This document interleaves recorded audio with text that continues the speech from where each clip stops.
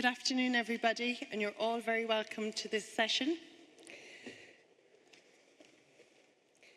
This session is on how to make academic careers attractive and sustainable. We are going to discuss the role of science as crucial in these times of global crisis, given armed conflicts, health emergencies like pandemics and the threatening consequences of climate change and the unknown consequences of the use of artificial intelligence dominating our lives. In this panel, members of research organisations representing early, career and senior researchers will discuss the question of how to make academic careers more sustainable and attractive by engaging directly with the audience here today. So we will start with making 5 keynote statements from our respective representatives, followed by question and answers. We've changed the format from breakout sessions simply because the room doesn't facilitate that. So we've changed the format slightly. So we will be delighted if you would actively participate and engage with us and with the questions we pose here today. So we would, as I said, love participation from you, the audience, and we can put questions to the panellists as well, given that their expertise in the different areas and the different organisations, and the moderators as well, who are amongst us, will also participate. So at the end of today's session, we hope to share the main conclusions of the questions that we pose in a plenary part of this hour and a half to ensure that we have some concrete takeaways. So briefly, I will introduce the first, the speakers, and give a more detailed profile of each one before they speak. So initially we have Slaven Mišjanović, and he currently serves as a policy officer at the European Commission's Director General for Research, specifically in the unit focusing on ERA, spreading excellence and research careers. Next up, we have Karl van den Bosch from UNESCO, and he is also project officer in UNESCO in social and human science sector, responsible for implementing and monitoring the 2017 recommendation on science and scientific researchers. Third up, we have Nicola Dingo from Eurodoc, and Nicola is the Vice President of Eurodoc, the European Council of Doctoral Candidates and Junior Researchers. Fourthly, we have Catalin Somosi from the Young Academy of Europe. And Catalin is a plant biologist working as an assistant professor in the University of Budapest, Hungary, and her research is focused on the effects of environmental stresses on placid structures and the context of climate change and sustainable agriculture. So she is representing the YAE. And last but by no means least, we have Gian Maria Greco from MCAA, and he is the chair of the Maria Curie Alumni Association, where he oversees activities on science policy, science communication, and career development. So I'd just like to issue a warm welcome to all of our panelists who agreed to be here today. Thank you. So first up, we have agreed that each speaker will take 5 minutes to present a talk on the topic at hand. And we start off with Slaven, who again, as I mentioned, is a policy officer at the EC's Director General for Research. Thank you. Would you prefer to stay or come up to the podium? Yeah, okay. Thank you. Good afternoon, everyone. Thank you, Rosario, for the introduction, and thank you to the organizers for organizing a session on such an important topic. It's one of those topics that everybody who is involved knows the importance of this topic, but often when we discuss this topic, the rooms are not full such as this one, because often researchers are not very well aware about the precarity of the situation they might be in. So as a policy officer at European Commission, more specifically in the Directorate General for Research and Innovation, I work in a sector which has the aim to improve the attractiveness and the sustainability of research careers. It is not so much of a new sector. We exist for a couple of years. Nevertheless, it is a small sector. At this time, we are only with 2 policy officers dealing with a variety of different topics. Now, if we talk about improving the attractiveness of the research careers, and I definitely appreciate the positive angle of this session. There's many sessions talking about what are the challenges. At this session, I think we accept that there are challenges. We have been discussing this for quite some time, and we are looking at what are the potential solutions. So I definitely welcome the positive angle of this. However, if we look at what can we do to improve the attractiveness, to improve the sustainability of research careers, well, we have to acknowledge that this is a complex challenge, and that whatever we do will need to be quite multifaceted. There is no single solution when it comes to this, and we must make progress on different fronts simultaneously. For example, by reforming how researchers are assessed, by recognizing a diverse range of scientific contributions, we make the research careers a little bit more sustainable. By promoting gender equality and inclusiveness, we contribute to creating an environment where researchers are more welcomed, a much more diverse environment, and where there is an environment of support.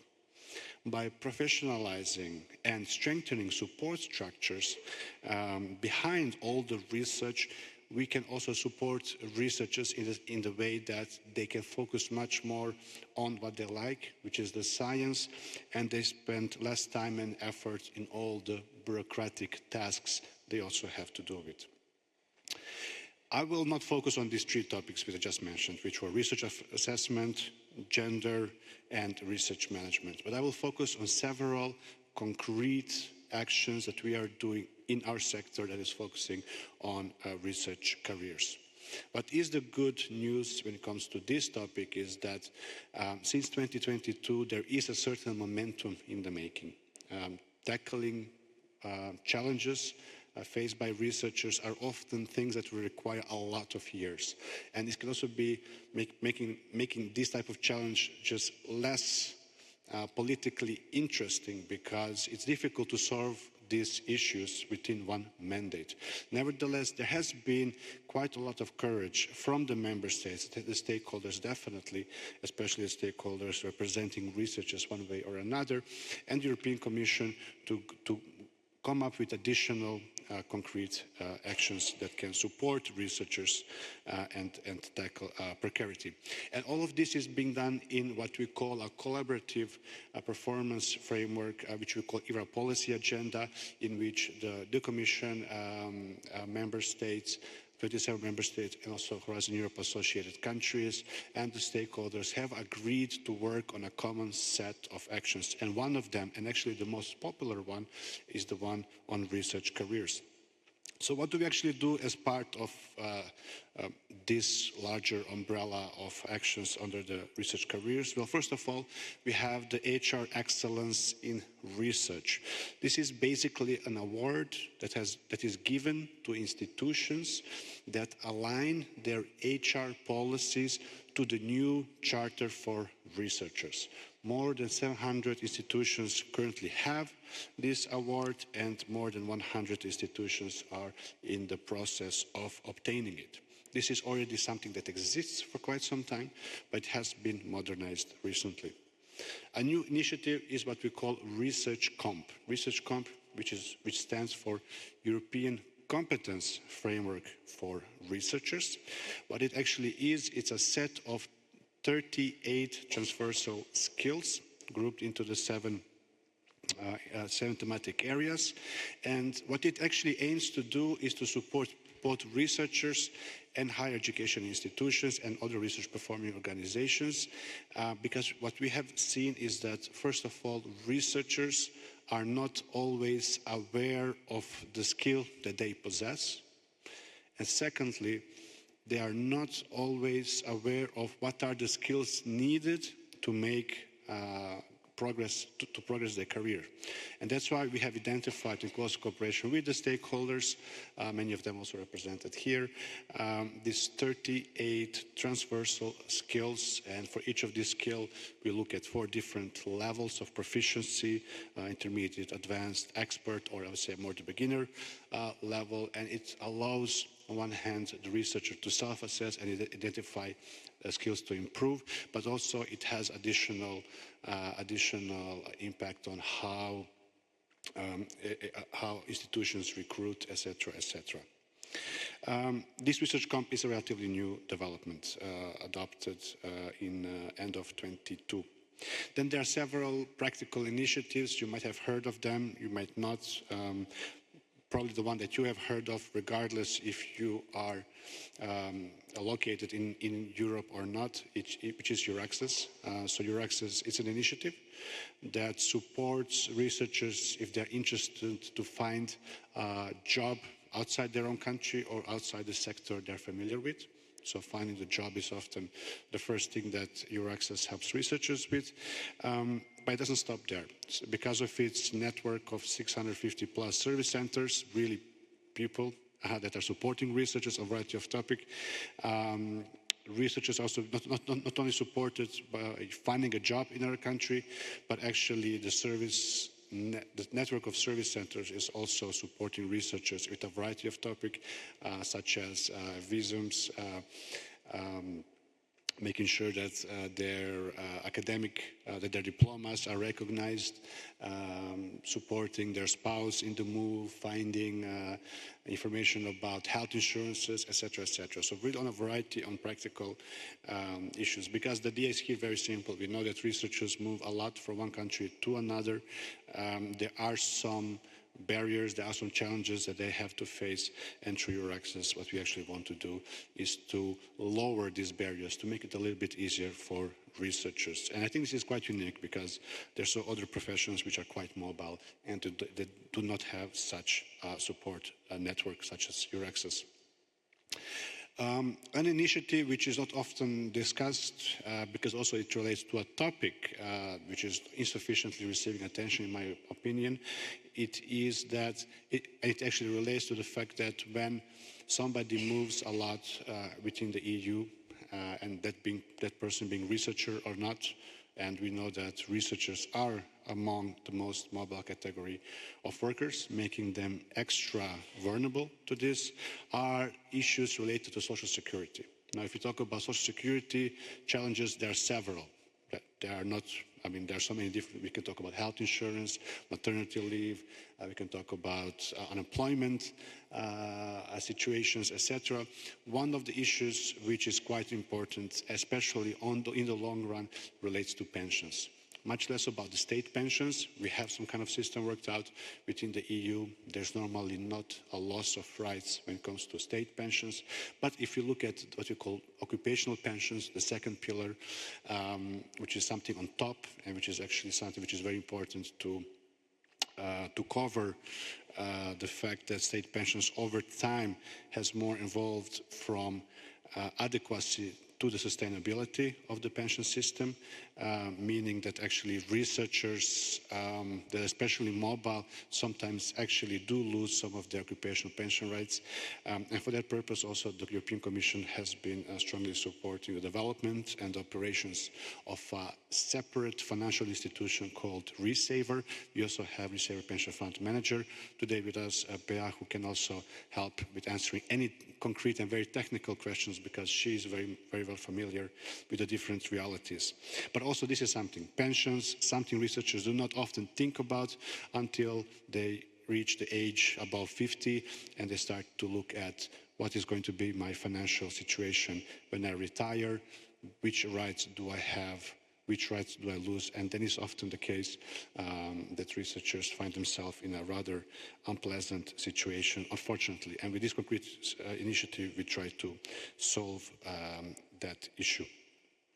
Now, if you look, actually, this is what we have been doing recently, and as I said, some of these initiatives are existing for quite some time. We continue modernizing them. Other initiatives are new. There are going to be new initiatives in the future as well. Nevertheless, what I want to highlight is that, unfortunately, not everything can be sorted out at the EU level. Like if you look at unemployment conditions, for example, this is not something where the EU has competencies. And if you look at many of the issues that researchers face, unfortunately, the EU has either a supporting or a shared competence at best. Nevertheless, we understand the importance. We understand the importance of making this profession very attractive. We have seen that over the past decades, there is an increase in number of researchers in the EU, which we very much welcome. And the shift is also moving much more recently, not only from having more jobs in research, but also having good jobs in research. Nevertheless, as I mentioned, I do think that there's a certain momentum currently in the making, although some people might say we are already having the momentum. I think it will continue because and of course, often we say there is a momentum, but I will illustrate this with one example. So if you look at all these initiatives we have been doing so far, these are non-legislative initiatives, right? It's recommendations.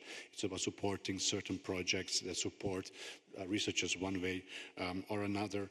And currently there are discussions about what is called an ERA Act.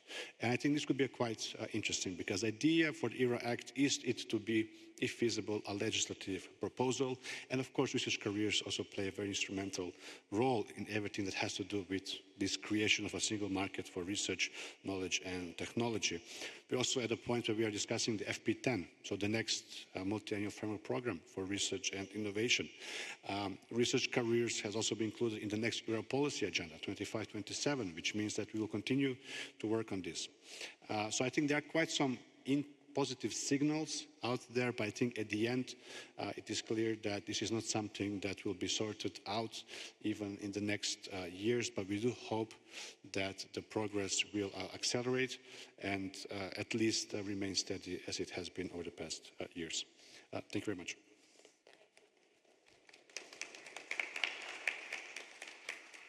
Thank you, Slaven, very much. Before I introduce my next speaker, two small points. First of all, I forgot to introduce myself, as someone pointed out.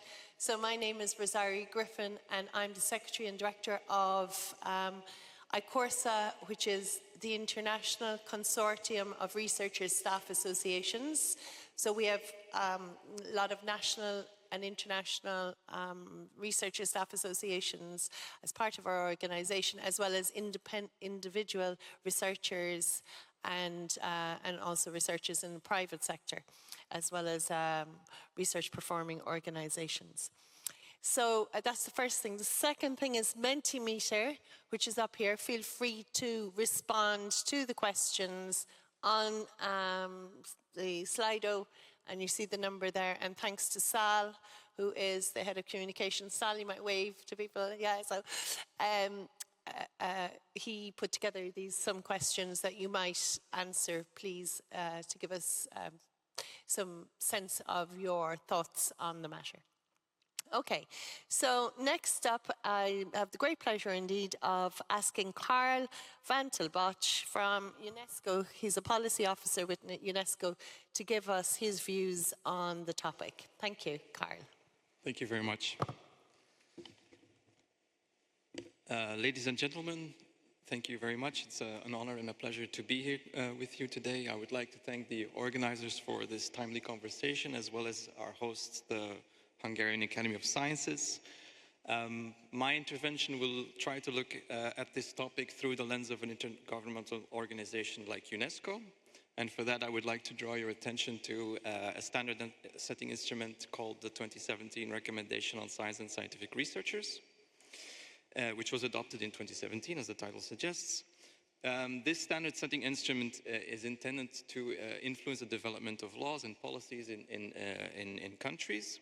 And this one in specifically, it tries to provide a holistic vision for science that goes beyond growth and productivity, emphasizing human well-being. It replaces a recommendation from 1974, expanding its scope and adding a 4-yearly monitoring exercise. And to help with this exercise, the recommendation was divided into 10 key areas, looking at is science contributing to UN ideals like peace and the environment? Is science meaningfully interacting with society? Does it inform policy making, and so on? And the important one for today is key area 9, which focuses on human capital in science. It looks specifically at training, employment, career prospects, mobility, social security, and transparent performance appraisal for researchers. And as I mentioned, there is a 4-yearly monitoring exercise for this standard setting instrument. The first one was completed in 2021, and we found there were some interesting findings, let's say. For example, 61% of member states responded to having taken measures to support careers and mobility, but for the other, almost 40% obstacles remained. 56% reported initiatives on learning opportunities in international travel, but also mentioning significant barriers, particularly in social security and performance appraisal. And with this, I would like to point out my last statistic. We found that only 46% of member states reported measures to support social security, revealing a pressing gap in structural safeguards. So, as you can count, 2021 is almost 4 years ago. We have a next survey going out this year, with reports coming into UNESCO next year in 2025. We have tried to improve our survey to go a little bit more in depth. And so 6 out of our 43 questions that member states will reply to focus on this topic of human capital.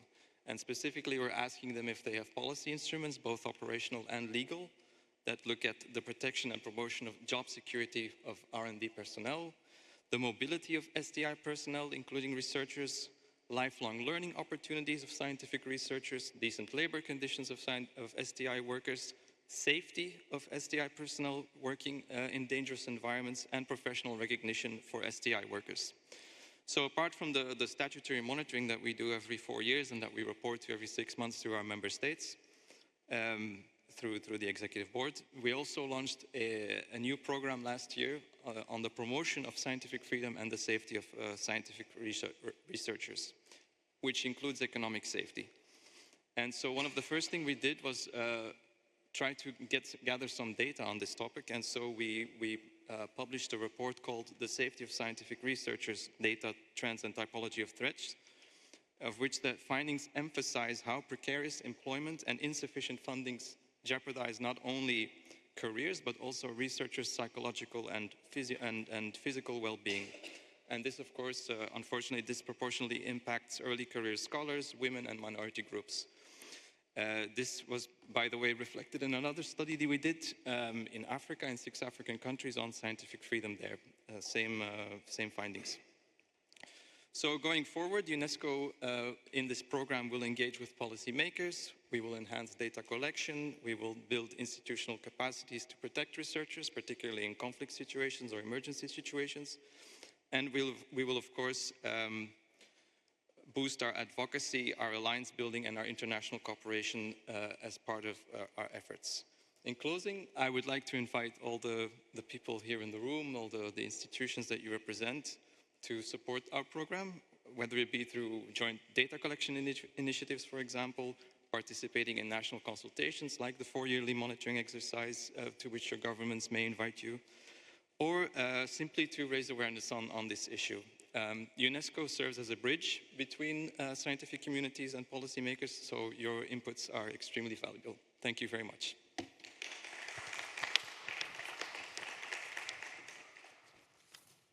Thank you very much, Carl, for that wonderful insights on behalf of UNESCO, so thank you for that.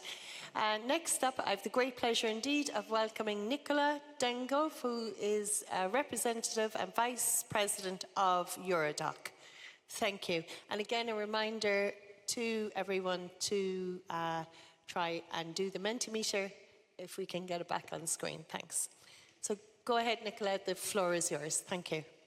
Thank you very much, and good afternoon, everyone. It's really nice to have the opportunity to be here and to see you here engaging with this topic, which is very, very much important. So I'm here as a representative of Eurodoc, and just to be clear, we are an organization who represents early career researchers from really the first step, which is the start of your doctoral journey, somewhere you get to become a PhD candidate, up to the point where you start to be an independent researcher, so when you are a PI. So in roughly R1, R2 stages, so PhD candidates and postdocs. And our organization is really an umbrella organization, so it's made with a strong democratic structure and really bottom up. So what I'm going to say today is not really my personal point of view, it's really the end point of a long-standing talking between different organizations of a lot of different countries. And I have some small slides to you just to follow through. I want to start saying that there are, of course, different levels of problematic settings. There is a wider one, which can be summarized to the fragmentation that exists regarding doing research in different countries. So the system, the academic system, the research system do not talk in between each other effectively, and this creates a huge problem for early career researchers. And then we can move inside and specific countries, and we find an array of problems that depends on the specific countries. But we're pretty sure that the direction is to try and implement this defragmentation, this international cooperation to basically have a very this flat condition that can allow the movement of idea and knowledge and researchers. So if we start from the first step, which is being a doctoral candidate, we're talking about doctoral education.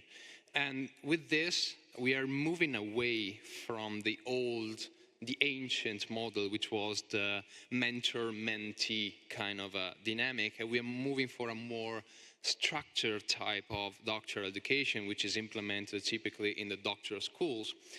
We can do that, and this has been rolling out since some years, but we cannot get rid entirely of some of the mentor-mentee dynamic because of the role of the supervisor. So a lot of strain is on the relationship between the doctoral candidate, the R1 researchers, and the supervisor. And this have to stay at a high quality level. We need these to be quality assured and to be very informed and effective. And the problem with this is that, of course, there is no one solution for this. We're not advocating to have a very standardized model to apply everywhere in the world. But so we welcome experimentation, we welcome bettering and really tailoring doctoral education down to the local level, but it's also no room for improvisation. It can't be a second thought or something that you improvise at the moment. It needs to stay connected with the best practice that are well discussed in the field. Another huge problem regarding the working contracts and working conditions, because of course PhD candidates do inherit this studentship type of description that we are strongly against, and that is preventing R1 researchers to be recognized as professional. And that's a huge problem, because that comes with a lot of limitation to how they're seen bureaucratically. So the type of contract they are offered, the type of social security they can get access to, but also how really civil society sees R1 researchers. If they are seen as students, that changes a lot in respect to being seen as an actual researcher and doing a research job. And we know that they are responsible for quite a substantial amount of research being done. So we really think that the way forward is the professionalization of the R1 researchers. So getting them to see themselves and to project their role as more professional. Also to diminish the friction of R1 researchers, of PhD candidates and people with a PhD moving out to academia, because then they will be asked to be professional. So they need to be trained to be professional. Going to the second stage of a career, so the postdoc, here we have the problem of how unstructured careers are generally. It's very difficult to plan ahead. It's very difficult to structure a coherent career strategy within research, because you have a lot of problem to access to funding. You don't know how to navigate the different systems. The European level, the system is very fragmented, so you might not be aware how to move in a different country to perform your research effectively. So we need this level of coherence and planability to research careers. And this is, for example, probably the main purpose, for example, of the Marie Curie actions, to provide this coherent way to design a career and to move forward. We really fight against this optic of seeing postdocs as knowledge mercenaries. Of course, there is value to going somewhere else to see how other institution works and to gain knowledge, to gain expertise. But for a lot of people, this is improvised. This is not planned ahead. And this needs to be more sustainable and by design in a way. And there's also a level of institutional responsibility to move away from basically exploitative practices. Because if you're not providing good working condition, the reality of the situation is that you're basically exploiting people. And this is, of course, quite bad. And it's also creating a very bad name for researchers themselves. And if you wish to have that competitive edge, if you wish to have more researchers, better talents, you need this to be a better environment and more welcoming environment, I would say.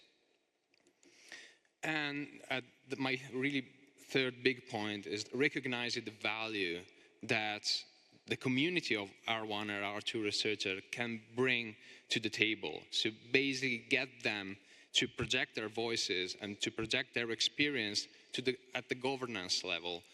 That could be the institutional level, the national level, the international level. Because again, they are very much unrepresented, so it's difficult for R1 or R2 researcher to give feedback to what their problems are, so what the solution might be. And that creates a huge blind spot in governance, because we are growing detached from the people actually doing the bulk of the research. There is also another point of view. So at some point, these people will move on with their careers and are going to be called to be the next people in the governance, the next people leading research, and they need to be trained on how to do that. So getting that at that point earlier is going to be a net benefit, I think, for the whole system. And with that, I think I'm done, and thank you.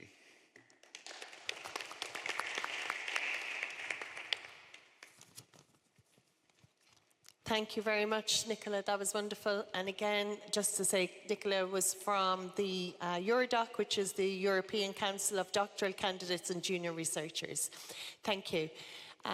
Next on stage, and I didn't give you justice the last time, Catalin, so I'm going to introduce you properly this time. Not alone are you a plant biologist, but she was the founding member and co-chair of the Hungarian Young Academy, and she is currently the outgoing chair of the Young Academy of Europe and a fellow of the International Science Council. So on that note, we would be delighted to hear your perspective on the topic at hand in relation to researcher careers and precarity. Thank you. Thank you very much, Rosarie, for this introduction. So I'm now here speaking as outgoing chair of the Young Academy of Europe, which is a bottom-up organization at the European level representing independent group leaders.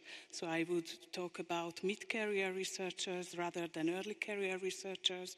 And as Nicola said, or according to this classification, this is the R3 category, and some of our members are already having professorship, so they can be maybe also counted as R4 level researchers. So in this respect, we have similar issues and problems that Nicola outlined for the doctoral candidates and the postdoc generation of researchers, but there are some others which are different, and I would only focus on these.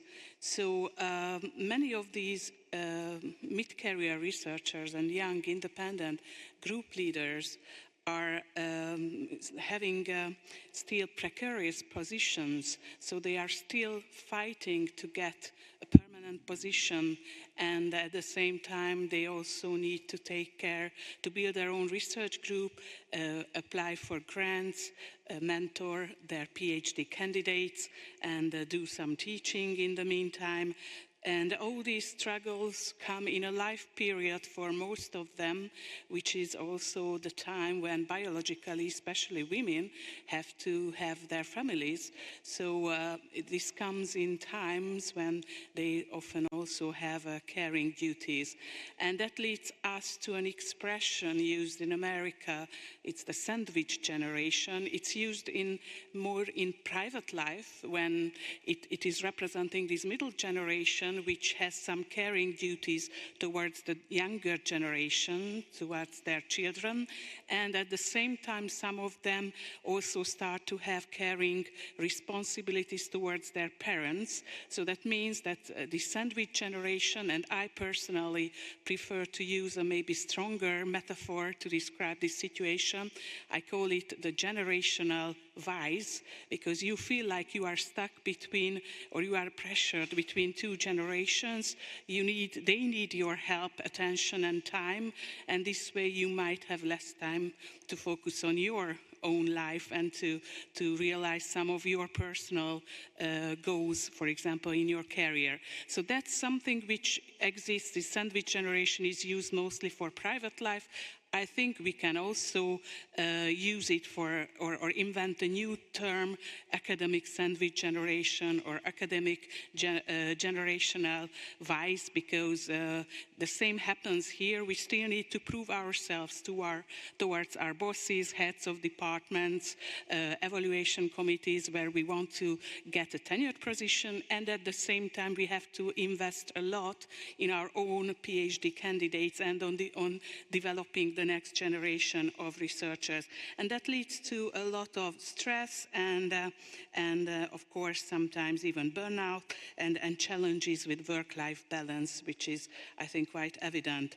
One solution could be the one that we'll discuss maybe later on in the discussion part of the event, is to have a tenure track models which will at least alleviate a little bit the pressure and solve a bit the precarity issue, because if you are on a tenure track model like in the US, you might have a feeling that you won't need to prove yourself for tens of years, but you feel that after a while you can get more focusing on other duties, either in your life or in treating the next, or in mentoring the next generation of researchers. And the last point I would like to mention here from the Young Academy of Europe perspective is that it's really important to take care of equity, diversity, and inclusion. At this middle generational level, we already see that women are leaving in academia in a higher number due to all these constraints and stresses that I mentioned, and especially the problems with the work-life balance and how you can manage a nice family life and a successful academic career. And at the same time, we all know that, and we all want to recognize that many researcher competencies are needed and are existing and are important for a successful research and innovation ecosystem. And one person cannot excel in all of these competencies. So we need to build inclusive research teams with members with complementary skill sets, and in which the talents of everyone is properly recognized and rewarded. So that's what I wanted to say. Thank you very much. Thank you. Thank you very much, Catalin. That was wonderful. Thank you. And next up, I have the great pleasure indeed of welcoming Gian Maria Greco, who is the chair of the Marie Curie Alumni Association, otherwise MCAA. Gian oversees activities on science policy, science communication, and career development. He also co-chairs the COARA Working Group on Multilingualism and Language Bias in Research Assessment, and he co-leads the Research Ability Initiative dedicated to advocating for researchers with disabilities. So you're very welcome to the floor, and we're very interested in MCA's opinion on academic and research careers, how to make them attractive and sustainable. Thank you. 55.1%, 37%, 53%, 52.3%, 42.5%, 80%, 32.7%, 37.5%, 84.2%, 70%. I'm the chair of the MCA, and these figures come from the major survey that we run this year. It's a survey among our members. We represent former and current holders of beneficiaries of the Marie Skłodowska-Curie actions. The vast majority of us are current or past beneficiaries of doctoral networks and individual fellowships, currently called postdoctoral fellowships. And we have around 24,000 members, which is a portion, only a part of all the beneficiaries, all the people that have, all the beneficiaries over the years of the MSCA program. Now, I obviously share what the colleagues have said before. The points presented by the institutions, and the suggestions and issues put forward by the representative of other researchers' organizations. So let's go back to just put some numbers. There are internal, so the concerns that are about our members that don't represent, that can't be universalized, generalized, but still they represent something. And the 80% of current fellows completed a career development plan. As you may know, in the MSCA program, either a doctoral networks or postdoctoral fellowships, the mandatory part is to fill a career development plan. And the 80%, they did it. So even though it's mandatory, there is a 20% that were not able to take it home.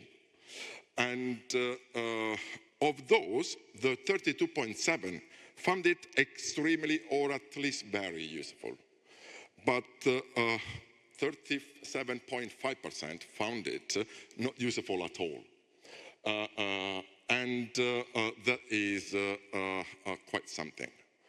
Is it because it's the instrument, the career development plan, or is the way the instrument is implemented and what's around or what is not around the instrument, what is lacking as a support system for researchers, for R1, R2 researchers, R3 as well, to understand how to further develop. There is another figure that I mentioned, 55.1%. These are early career stage researchers that report they received, or have been receiving if they are current fellows, some support in terms of career orientation. However, that figure drops to the 37% when we look at past fellows, and joined with other data from the survey that gives us an insight how after the initial career development, there is a significant drop in assistance. So after an initial assistance, then there's quite less, let's say, to be fair. And what type of support have received those who received it? 53% different forms of mentorship. 52.3% attended oftentimes on their own choice. They went out there to look for seminars and workshops that were not systematically offered, that were not part of a systematic offer by the institution.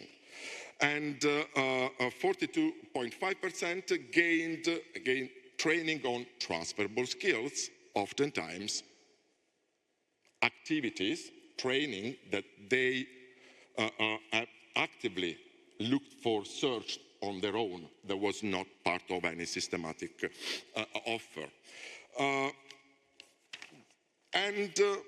Let me just go straight to the final point, so to link what our message is here today. There are 84.2% of the current fellows who answered our survey felt nervous or anxious for work-related reasons, okay, job-related reasons, for at least several days in the previous days that they filled the survey. 70% struggle to control worrying about their job, okay, their job security, their life. And only 27% of them sought mental health support in the past 2 years, only 27%. There is a systematic lack of mental health institutional support. Many respondents are even unaware whether there is any mental health support in their institutions,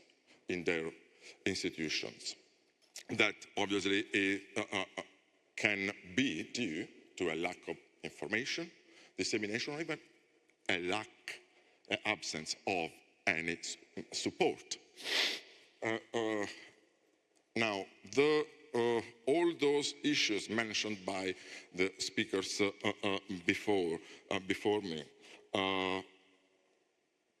social security issues, mobility, lack of a clear career overview, that is connected to the absence, or the improperly implementation of tenure track models. All of those points are the lack of training of transversal skills. We speak about intersectoral, triple E. And that requires a interconnected plan. There is not one size one-size-fit-all solution, as they said. It's a chain, or more properly, it's a chain mail. It's a complex system where one link supports the others and has effects on the others. What is the way to go? Well, there's no one, as I said, one-size-fits-all solution. However, one of the key points is to elaborate on what Nicola mentioned, is to keep providing venues for researchers to be heard. Researchers need to be heard and must be heard. They have first-hand experience of what's happening here and now, and they can provide crucial, it cannot be substituted with something else. It's unique, a unique perspective. We are grateful to the World Science Forum for hosting us and making our voices heard. But this is obviously a specific context. There are several other venues, tables, rooms where our voices are being heard, increasingly heard, what Slaven mentioned, but that's still not enough. It's such a chain mail that working on one link is not enough. We need to work together. We are not on the different sides of the desk of a fence. We are all in the same pot. And we need to work together so that these figures can significantly improve over the next year. Thank you so much.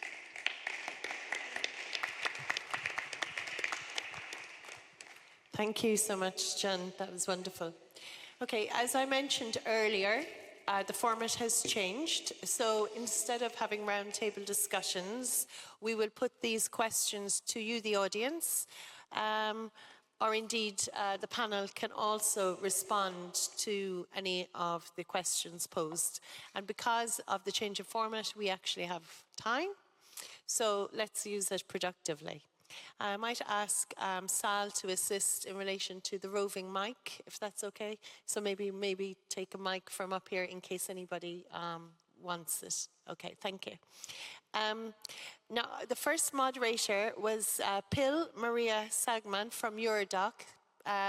Would you mind raising your hand so that everybody can see? And you're currently the president of Eurodoc. So perhaps you might have an opinion on this, and we can open it up to the floor. And also the reporter, before I go to the question, is Norbert Benzes.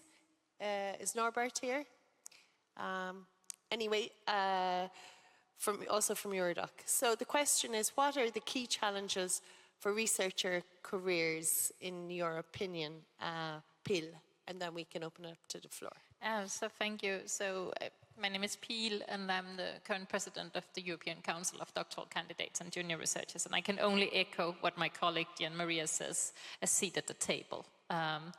It's in principle a fundamental institutional autonomy question that researchers, the academic community as a whole, belongs at the seat at the tables where decisions are made, and that it is a joint responsibility.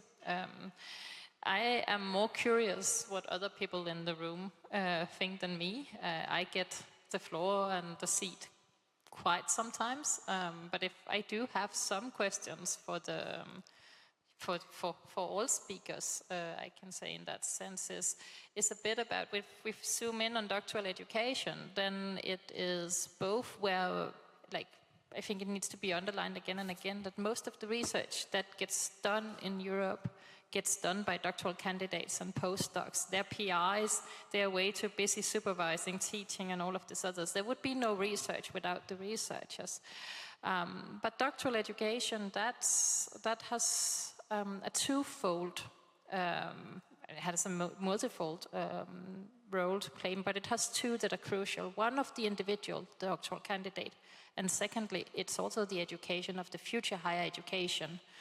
This is where we shape the future of academia. This is the future, even though many leave, this is also where those who will become faculty, they go through doctoral education.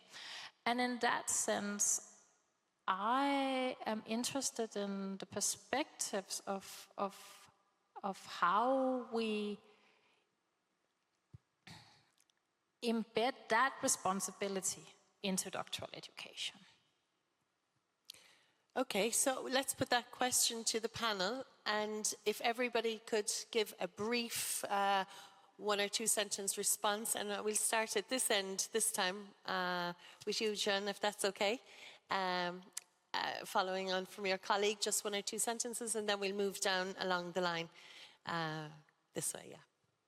Go.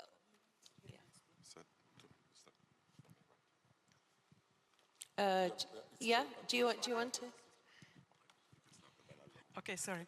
So just quickly, so one thing is when doctoral schools are accredited or somehow examined, or the doctoral training is overviewed by ministries or any other committees, they should make sure that quality of supervision and the quality of and also the involvement of transversal skills training and researcher trainings related to a more diverse set of researcher competencies is included in the curricula of researchers. And another step, which is also extremely important, when they are evaluating supervisors and R3, R4 generation of researchers, let's call them like this, so the supervisors, there should be also a quality control related to their supervision, which is also lacking. We just met, and many of us know Sean Sapkariou from the Luxembourg National Fund, and we had some discussion with him on ESOF, and he mentioned that he's also working in a CORA working group doing experimentation, and he said that he would like to introduce into research grant assessment, or no, not research, but the assessment of researchers while evaluating or distributing grants, a step about the quality, a feedback about the quality of supervision that the researcher is doing. I know it's a quite, how to say, transformative idea, but I liked it. I elaborate on that, because this calls us, the MCA and the Marie Skłodowska-Curie Actions Program, by name in a way, in the sense that this is really a great point. A check system on the quality of the supervision and the supervisors. And this is something that we've been advocating for quite some time, and likely, it's not likely, it's because we've been advocating, we've been raising our voice, it's not just by luck, and so it was just a figure of speech. The MSCA actions now have the guidelines of supervision officially published by the unit, so it's part of the program. And we're currently, since supervision, it's culture, time related, so it's not something that once you wrote the guidelines, they're done, they're there, but we really need to keep them updated. As a couple of years later, we are already starting, the first publication, we already started together with the Commission, the official revision of update of the guidelines.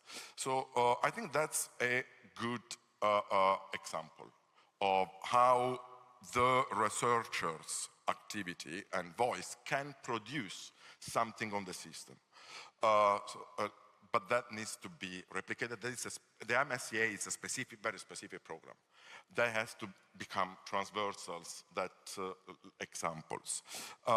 If I may add one last point, which is kind of connected to the questions, the way that Peel formulated the question. And there is a kind of ambiguity which is normal in the doctoral education, in the term of doctoral education, how is perceived culturally, contextually, in different contexts, and so on.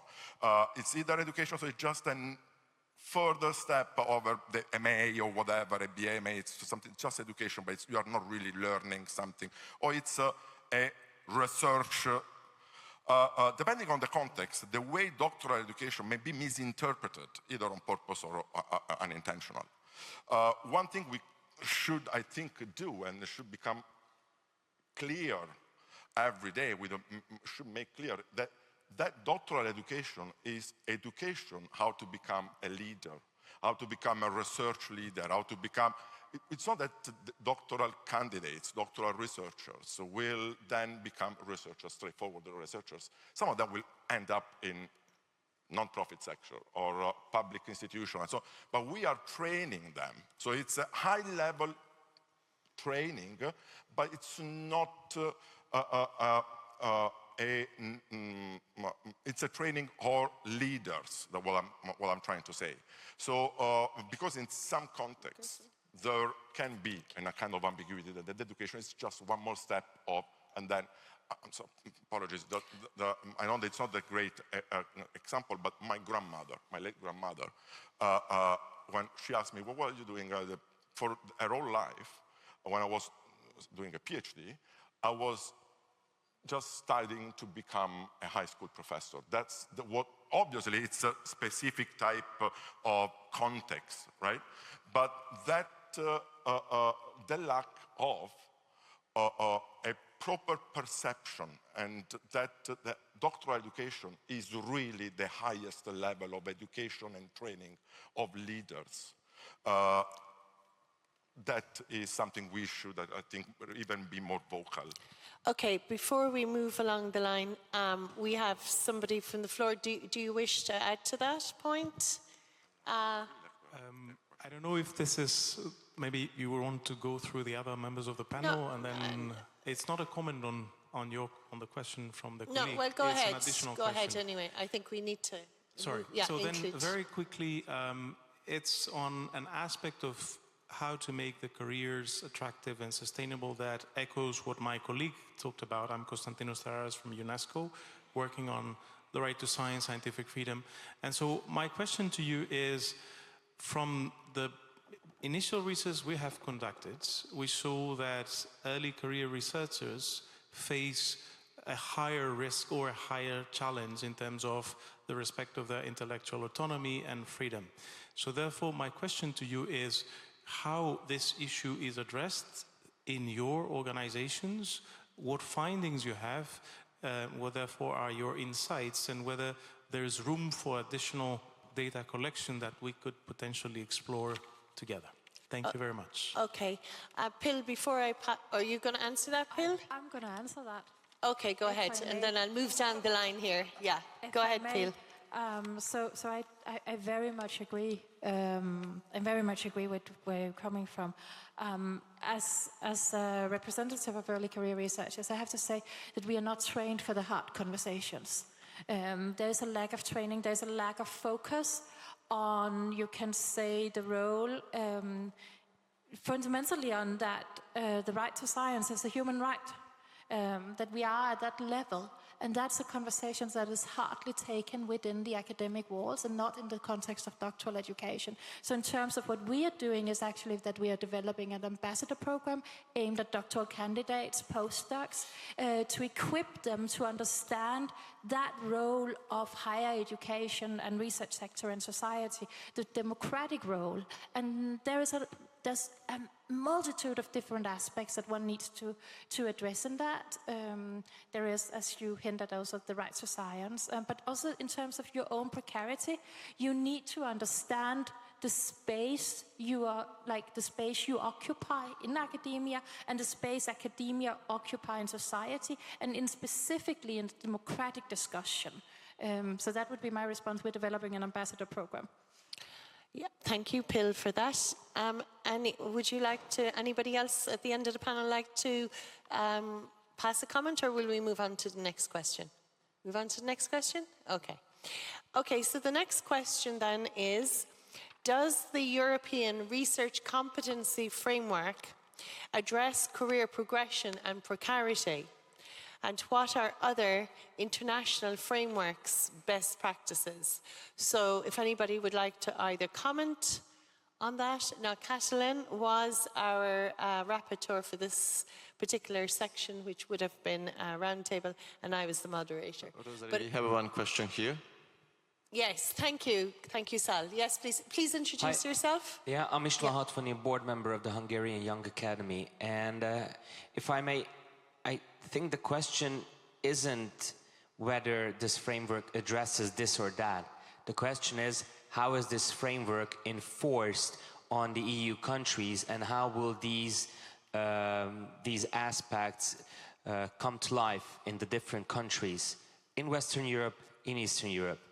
Because no matter what framework the EU comes up with, if it's not done in the countries, then it's just paper and ink. Thank you for that. And basically you're asking, has this any teeth in reality? So Slaven, did you want to answer that? And feel free, anybody else in the panel, if you wish, you can just raise your hand and I'm happy to take. So if you look at the framework for the competence framework for research careers, it is something that has been proposed by the Commission, and after negotiation within the Council, it was adopted by the Council as a Council recommendation. This is not legally binding, right? Nevertheless, it has I would say, is as far as you can go without being legally binding. And as with any Council recommendation, there is also a monitoring of its implementation. Monitoring, but per se without a carrot or a stick, right? So there is still going to be a certain voluntary aspect of this, and what we are always doing, regardless of what we do, be it even eventually ending in Council recommendation or not, is actually encouraging the member states, or if stakeholders, if they're involved, to follow up on some of our recommendations, not by saying you have to do it, but actually by building a case and showing why this is a good development. When it comes to research comp, there are other national frameworks in place, right? And the purpose is not to replace all of them, definitely not. But I don't think that this has encouraged some national policymakers to review their national frameworks, to align them. And I would say, generally, there is some progress in that. Also, this is something which is not really only useful for the moment. So we hope that it will set a certain base for the years ahead. However, there are also, of course, some limitations to the research comp. The previous question was about researchers becoming something else, becoming a leader, becoming an innovator. The type of skills that you acquire being a researcher is useful in so many different environments. And research comp cannot cover all the environments where a researcher can end within. But it does try to identify those transversal skills that are most likely to be useful in a high number of different environments. So I personally would not say that in the future there won't be any additional kind of competence frameworks for similar types of profession, maybe even research management, for example. Okay, thank you. Did you want to comment? Yeah, feel free. If I may. Nicola? Yeah, I would just like to add to that to the European perspective, looking at the international perspective. The recommendation that I mentioned, the standard setting instrument, it is of course soft law. It's not enforceable. However, member states are invited to report every 4 years. And the first time we only received 45 reports, so it should be better. But there is good news also. Last year, as I mentioned, I think in my statement, member states decided to strengthen this recommendation, asking us to focus specifically on the status of scientific researchers, including working conditions and career development and so on. And so there is an increased support. It is led eventually to the development of programs, which means there is now funding behind this to develop initiatives. And going beyond that, there was this year, earlier in March, a call to action which was supported by 60 member states and welcomed by the entire executive board of UNESCO. So there's definitely increased interest. There is the will for us to work on this. And going beyond that, I mean, my colleague and I were already doing some initiatives, but even beyond that, in the UN Pact for the Future in New York, it was also included in Action 38 to focus on the freedom and safety of scientific researchers. So it is growing in interest by the international community. Thank you. Thank you, Carl. And Carl, if you remember, is a project officer from UNESCO. So thank you for that. Did you, yeah, Nicola? Nicola from Eurodoc, you would like to comment? Yes, and I think this is a very important topic, so how we make this in practice. And of course, we cannot just drop down and impose some specific type of framework. We wish we could do that, but we can't. So we have to find other ways. And I think the name of the game is creating that incentives, that structure of incentive, and to start that cultural change as well. So on one side, you're creating a system where you are basically awarded if you're moving in the right direction, and the right direction is the one that is agreed upon, which is conceived to be the right direction, which is approved to be the right direction. And the other part is trying to really get to the final destination, because everything which is very much top-down has a lot of inertia when it comes to be understood at the local level. So your local president of the doctoral school might not be up to date on what's changing, and this has to be really understood in a capillary way. And this is really a communication problem that has to be addressed. Another very important point is because the recommendations are vague in their way, because they need to be adapted around like the specific implementations. A lot of it is also exchanging practices and creating communities to exchange practices. And we're seeing this more and more to see how in different contexts a specific requirement was met, a specific strategy was drawn. So would you want an example of these communities? So there was I think the mutual learning, exercise that was created very recently that is just doing that. As a Eurodoc and with the cost, we are starting a cross-cutting action regarding research careers, which is basically trying to get people working really in the institutions who have the responsibility to shape up doctoral education and to help doctoral career to say, oh, I'm doing this.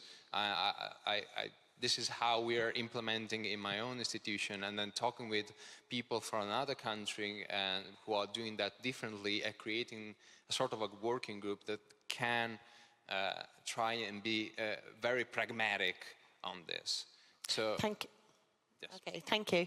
Thank you very much for that insight, Nicola from Eurodoc. I want to move on to, and thank you to the person from the floor for the very interesting question, which obviously stimulated a lot of debate. Can I move on to the next question? And our moderator was Philippa Warren from YAE, that's the Young Academy of Europe.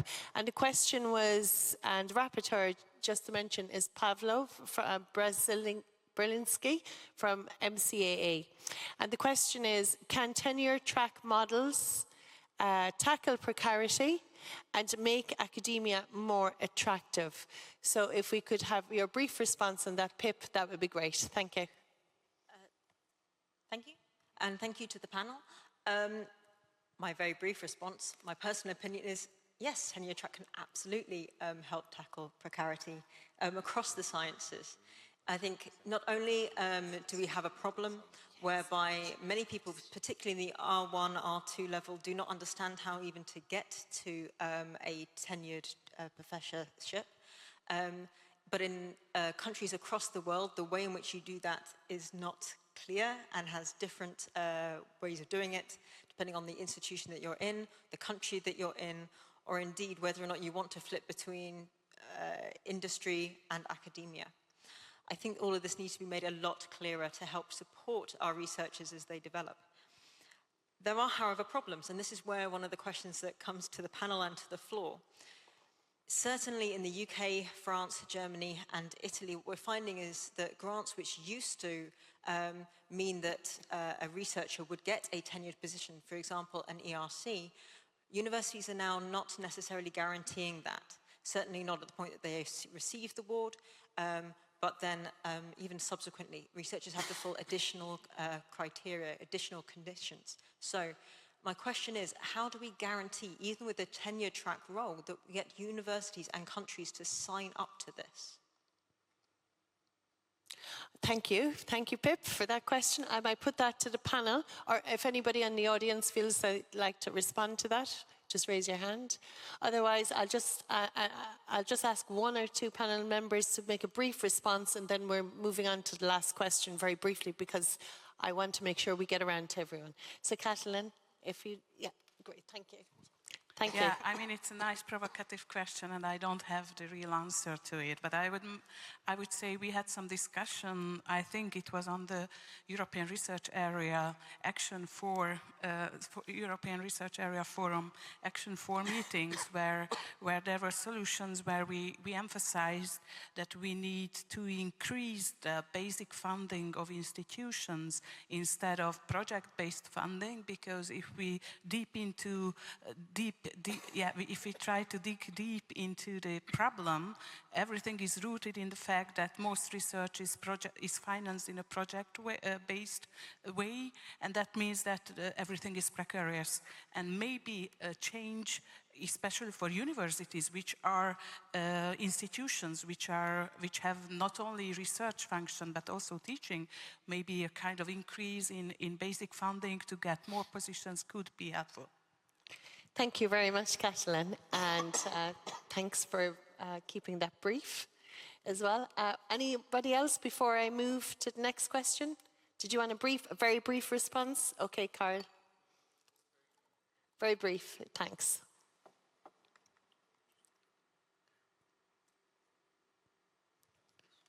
Try that. Sorry, just very brief. I just want to echo what was said in the room from our national reporting in 2021 that we found, where some universities reported having improved the status of researchers that were not on the university's payroll, thereby granting them access to healthcare and support facilities and so on. And just to corroborate that, other member states who reported having a low number of researchers indicated that this was a sign of not having satisfactory social security. Thank you very much for that, Carl. A valid point about not having social security. Okay. So I'm just going to add to that. Oh yeah, sorry, there Pip, go ahead. 15 what you would class as some of the world-leading institutions across America and Europe. And on average, it takes 18 years for somebody to be employed at that institution to become tenured, to have a tenured position. This is incredibly long time when people have a precarious, normally contracts.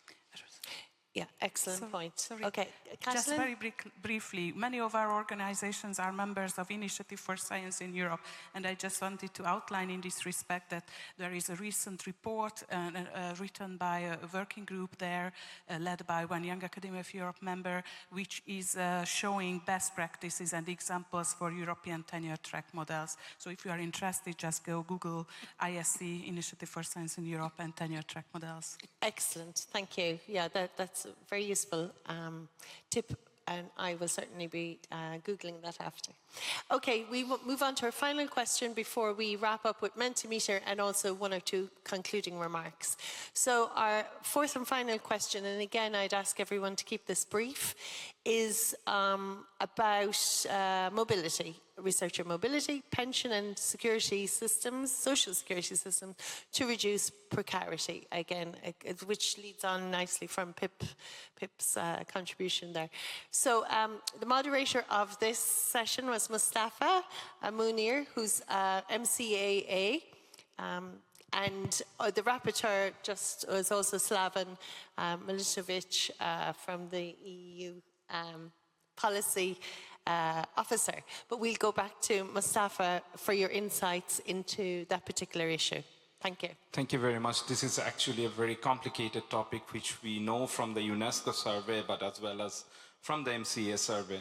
Now, there are already quite some nice initiatives like Resaver and others, but we have seen that there are lack of coordination in the sense, for example, when I talk about the social security and intersectoral mobility, these are intertwined. There are a couple of major challenges. One, researchers are not always considered as researcher or worker status, which basically are employment condition, which basically are the main goal of the CNC Charter and Code. Rather, they are treated as a doctoral student. So that means there are a lot of countries where they do not get a social benefit like an employee. So this is a challenge, and there are a lack of coordination among the member states and also the different insurance system.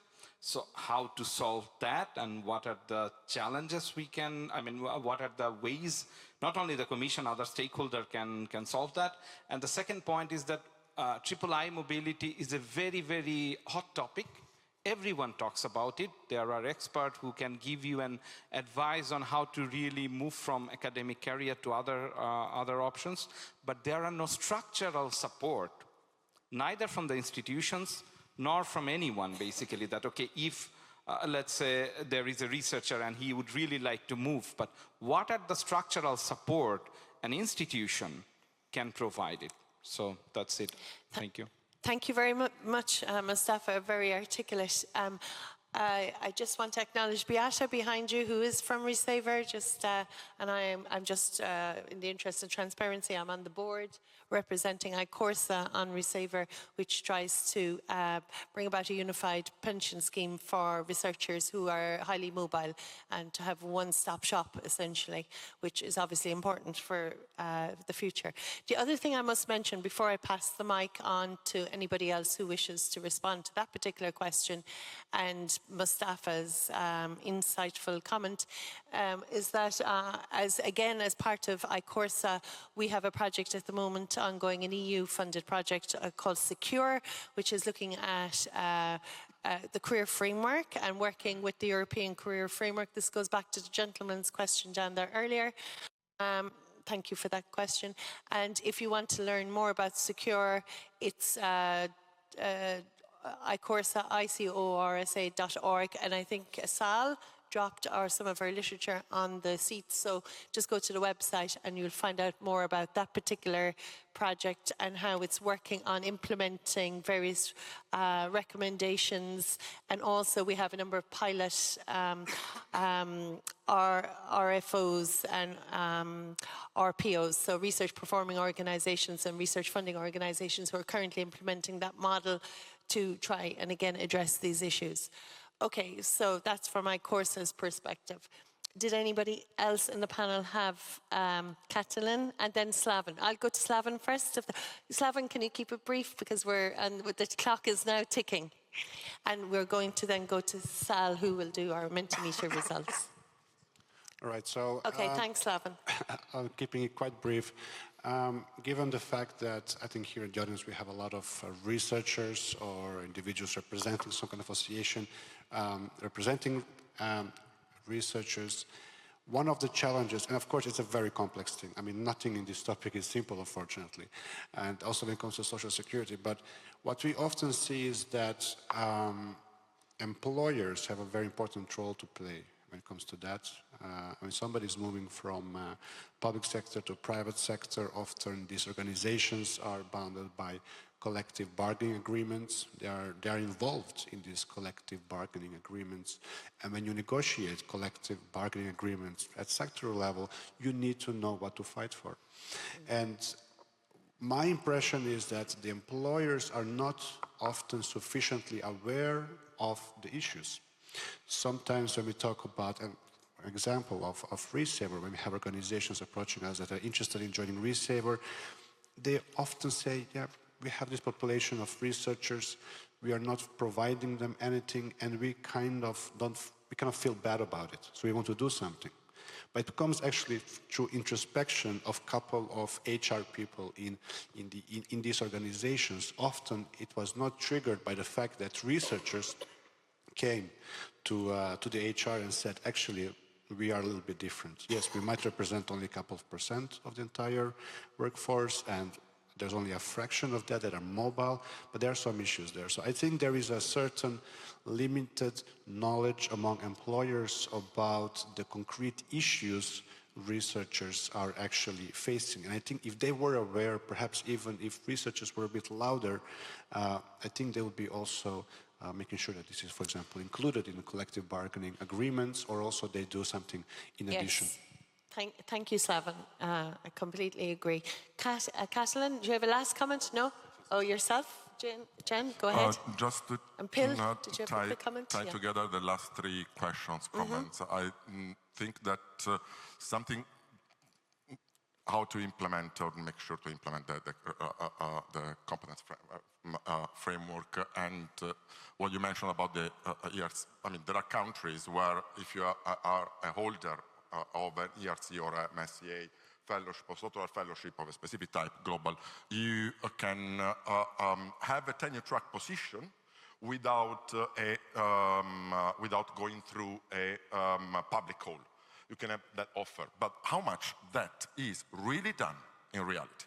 How much is used just to lure people, high-level researchers to your country, to your institution, and then not?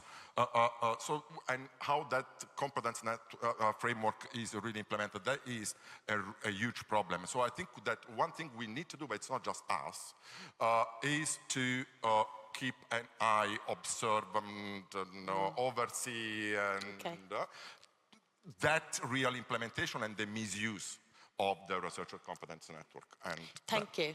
Thank you, Jen. Pil, a very brief comment, please, and then we'll go straight to Mentimeter. Thank you. If you are to be louder, you need a seat at the table. If you are to be part of collective bargaining, you have to have employment.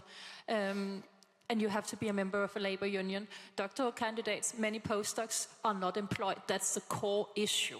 They are professionals, they should be employed. A secondary issue is the mobility in this case. Third country nationals, the entry into collective bargaining and their labor union, that's not, there's no entry. Okay. So I like that you asked me to be louder, I can be louder, but I need a seat at the table to do so. Thank you. Thank you, Pil. That's a very good note to end on, and I think that's a general point we can take away from today's session, that researchers need a seat at the table. Now we'll head straight to Sal before we go. Sal, will you take us through the results of Mentimeter, and then I'll conclude. Yes. Thank you. Yes, I'm gonna try to do it as quickly as possible. As you have seen at the beginning, we had several questions for you. First of the question was,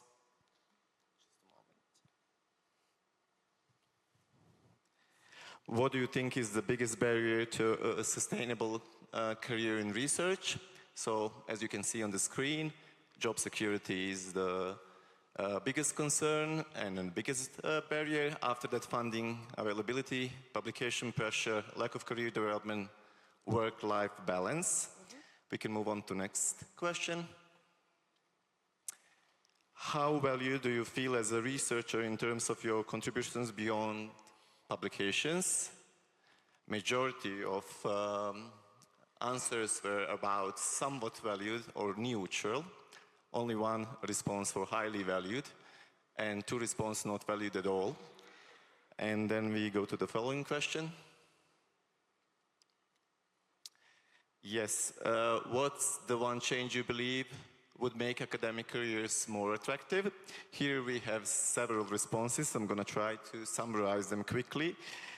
Basically, key changes to make academic careers more attractive is sustainable funding as the first, ensure stable and sufficient funding for basic research with targeted support for early career researchers before securing permanent positions, improved working conditions, competitive salaries and financial well-being, limiting working hours to prevent burnout, guaranteed conditions for conducting research effectively.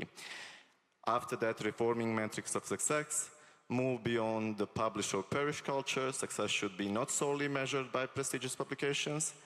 Recognize and reward diverse contributions like teaching, mentoring, leadership, and policy involvement. Equity and social security is also one of them.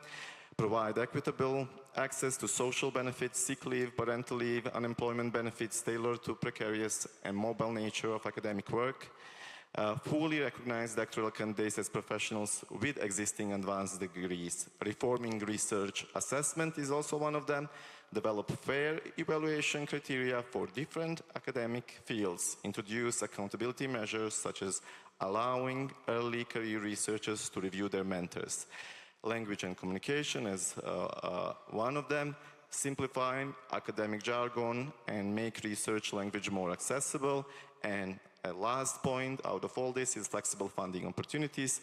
Create springboard funding to support researchers transitioning between positions. By addressing this issue, academic careers can become more attractive, equitable, and sustainable. That's the conclusion. Thank you, Sal. Thank you for doing that so efficiently and well. So that brings us to the end of this session. I would just again encourage you to pick up the leaflet on iCoursa and look at the Secure project for showing the implementation of the European Researcher Career Framework and how it might transpire.